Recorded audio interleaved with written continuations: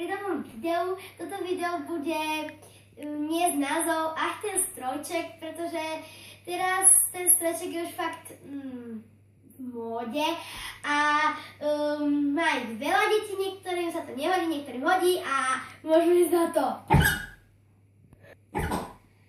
Takže prvá výhoda je, ak máte vkus pre módu a viete, že sa najviac teraz akože nosí modrá, hej.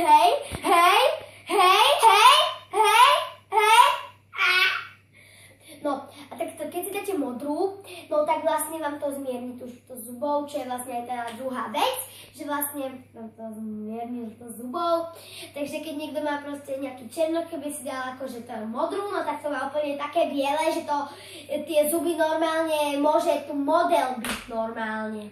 A viete, keď si to potom máte ako keby modré biele zuby, tak potom si ich nemusíte ani, viete, umývať, no a potom vám to dajú dole a také žlté, no. No, môžeme na ďalšie. Takže, teraz ideme na nevýhody, ktoré je to, že keď jete a vy to vlastne požúvate, tak sa vám to dostane vlastne drôt, hej, čo tam máte.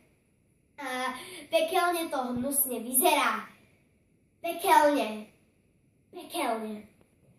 A asi najhoršia vec, ktorá robí všetkým problém, je to umývanie zubov, bez ktorej by si sa asi nezaobišli. Hej.